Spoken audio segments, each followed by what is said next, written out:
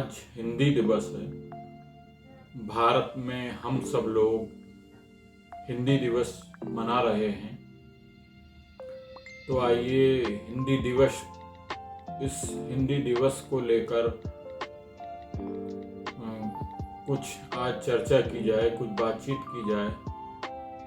हिंदी दिवस कैसे हम लोगों ने मनाना शुरू किया, वर्तमान में हिंदी की दशा और दिशा क्या है, इस पर कुछ विचार साझा करते हैं हिंदी दिवस के अवसर पर।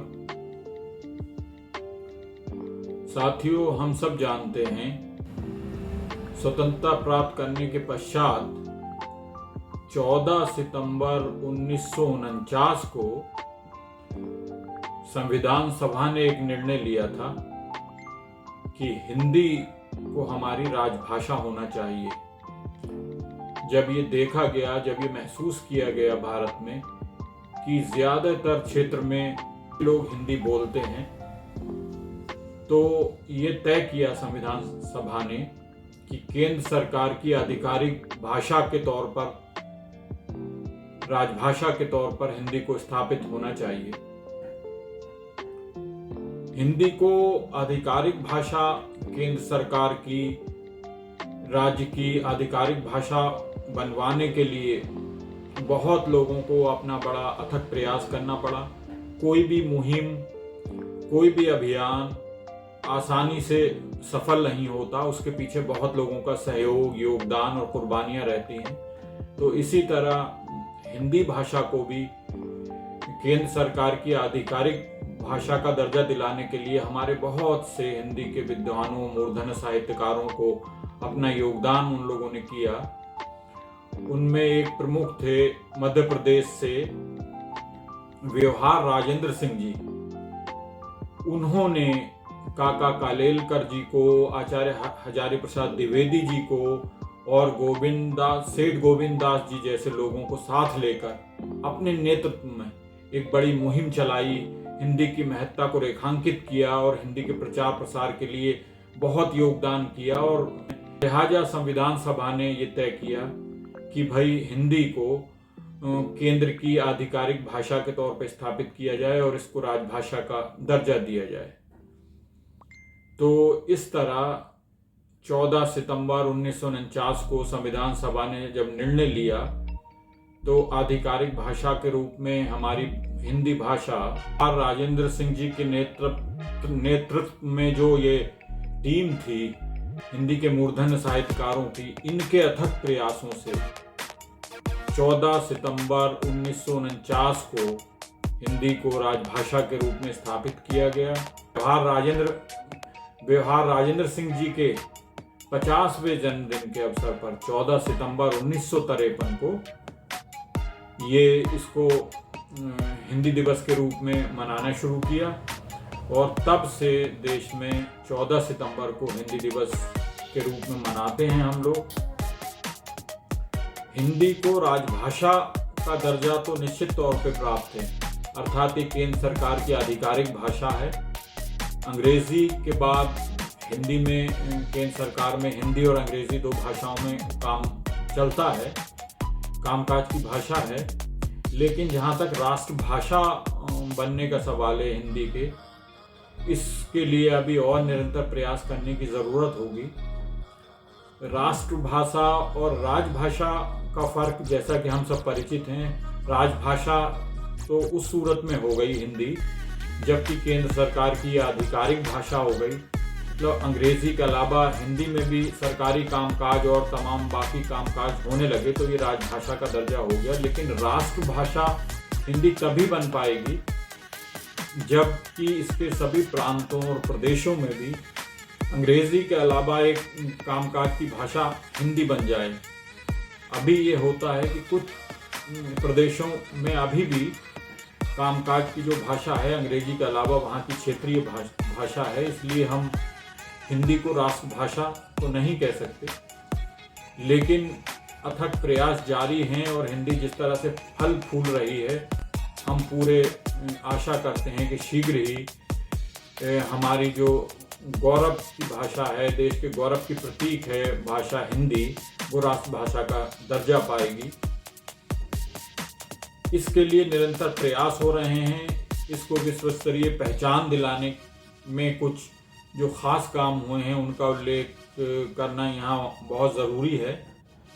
हिंदी के प्रचार प्रसार के लिए राष्ट्रीय ही नहीं अंतर्राष्ट्रीय स्तर पर क्या काम हो रहे हैं, क्या क्या काम हो रहे हैं, उसमें आप सबको हमें अच्छी तरह ध्यान है कि हमारे पूर्व प्रधानमंत्री श्री अटल बिहारी वाजपेयी जी ने यूएनओ में हिंदी में भाषण दिया था, हिंदी में संबोधित किया था संयुक्त राष्ट्र संघ को। उस हिंदी में उन्होंने जो यूएनओ को, संयुक्त राष्ट्र संघ को संबोधित किया, उसकी आवाज़ आज तक गूंजती है। तो ये हिंदी को अंतर्राष्ट्रीय स्तर पर पहचान दिलाने के लिए आदरणीय वाजपेयी जी का बहुत बड़ा कदम था।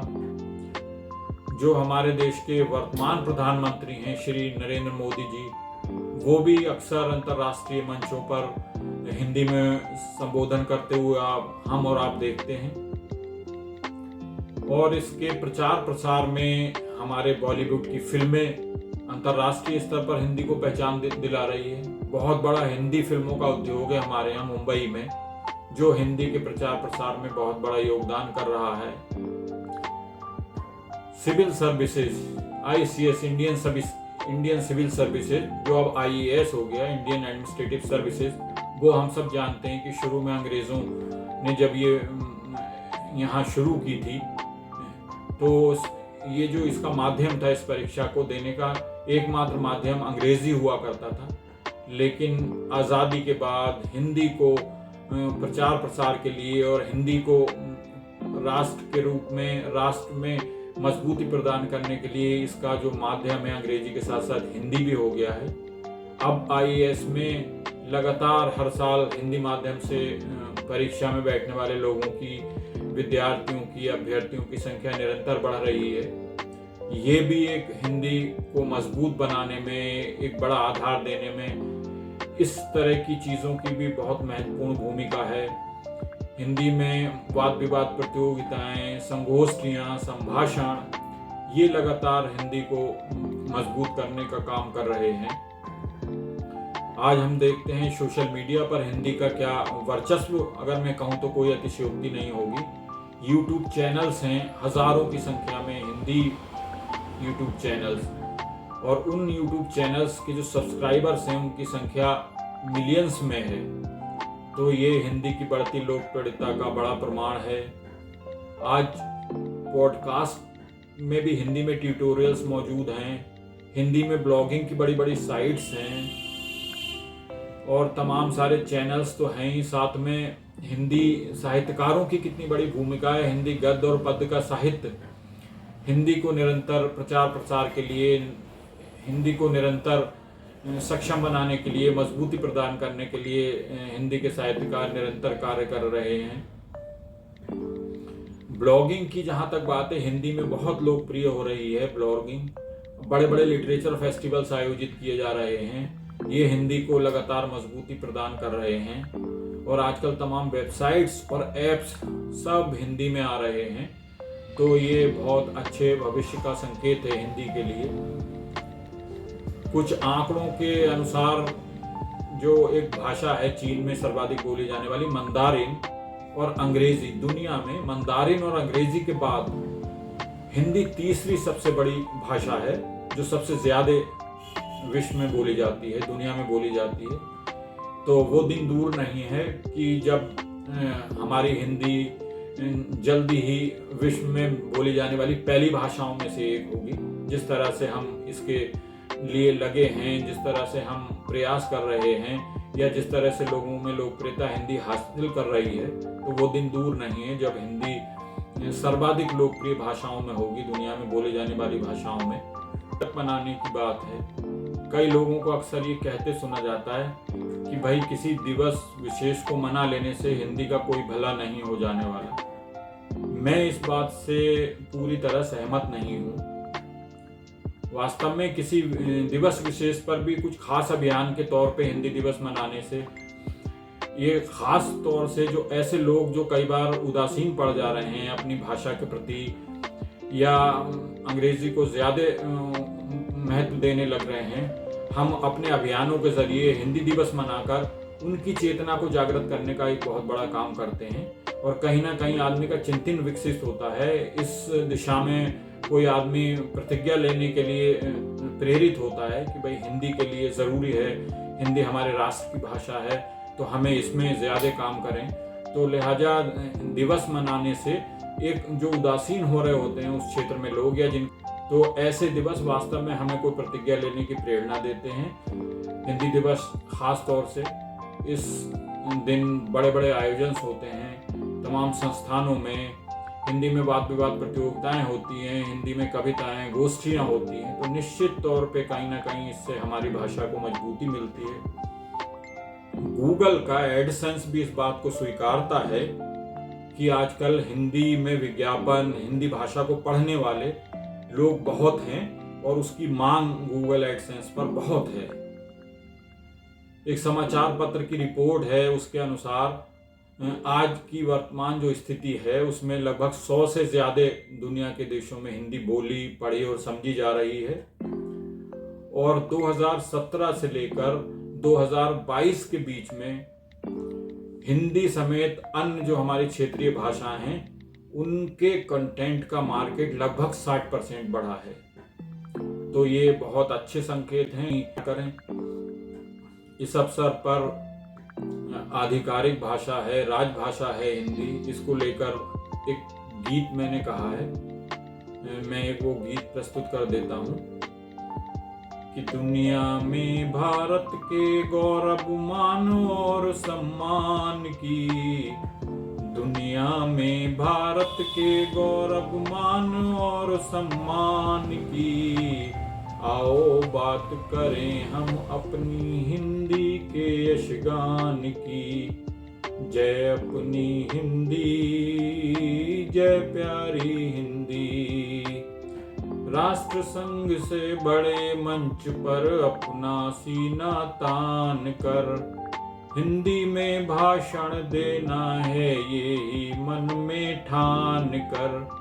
रक्षा अटल बिहारी जी ने की हिंदी के मान की, आओ बात करें हम अपनी हिंदी के यशगान की। जय अपनी हिंदी, जय प्यारी हिंदी। चित होने को अलबेले अनुपन हिंदुस्तान से, आज विदेशी सीख रहे हैं हिंदी भाषा शान से। बात हमारे लिए साथियों है कितने अभिमान की, बात हमारे लिए साथियों है कितने अभिमान की। आओ बात करें हम अपनी हिंदी के यशगान की। जय अपनी हिंदी, जय प्यारी हिंदी।